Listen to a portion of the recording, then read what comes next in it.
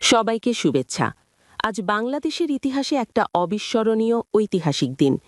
জুলাইয়ের গণ অভ্যুত্থানের পর জনগণের রক্তে লেখা স্বপ্নের পথে এগিয়ে চলা একটা নতুন যাত্রার সূচনা হচ্ছে আজ। ত্রয়োদশ জাতীয় সংসদের নবনির্বাচিত সংসদ সদস্যরা আজ শপথ নিচ্ছেন। এই শপথ শুধু একটা আনুষ্ঠানিকতা নয়, এটা জনগণের আকাঙ্ক্ষা, সংগ্রাম আর ভোটের ম্যান্ডেটের প্রতিফলন। সকাল 10টায় জাতীয় সংসদ ভবনের শপথ কক্ষে প্রথম অংশ। প্রধান নির্বাচন কমিশনার এম নাসির উদ্দিন নবনির্বাচিত সব সংসদ সদস্যদের শপথ পড়াবেন। এই দৃশ্যটা অভূতপূর্ব, কারণ সাধারণত স্পিকার শপথ পড়ান, কিন্তু গণ অভ্যুত্থানের পর সংবিধানের বিশেষ পরিস্থিতিতে সিইসি এই দায়িত্ব পালন করছেন। সঙ্গে শপথ নেবেন সংবিধান সংস্কার পরিষদের সদস্যরাও। এই শপথের মধ্য দিয়ে জনগণের ভোটে নির্বাচিত প্রতিনিধিরা আনুষ্ঠানিকভাবে দায়িত্ব গ্রহণ করবেন।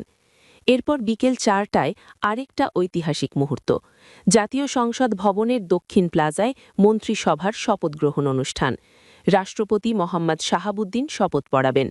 প্রধানমন্ত্রী হিসেবে শপথ নেবেন বিএনপি চেয়ারম্যান তারেক রহমান। এই অনুষ্ঠানটিও অভূতপূর্ব, কারণ সাধারণত বঙ্গভবনে হয়, কিন্তু এবার সংসদ ভবনের দক্ষিণ প্লাজায় হচ্ছে, যা সংসদ কেন্দ্রিক গণতন্ত্রের প্রতীক। অনুষ্ঠানে দেশি বিদেশি অতিথিরা উপস্থিত থাকবেন।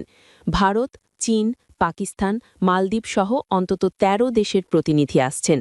নিরাপত্তা ব্যবস্থা কঠোর করা হয়েছে, সংসদ এলাকায় বাড়তি পুলিশ, র্যাব, যৌথ বাহিনী মোতায়েন। এই শপথ শুধু একটা আনুষ্ঠানিকতা নয়, এটা জুলাইয়ের রক্তাক্ত সংগ্রামের ফসল, এটা জনগণের ভোটের ম্যান্ডেট, এটা নতুন বাংলাদেশের সূচনা। আমরা সরাসরি অনুষ্ঠান থেকে লাইভ আপডেট, ছবি, ভিডিও নিয়ে আসব।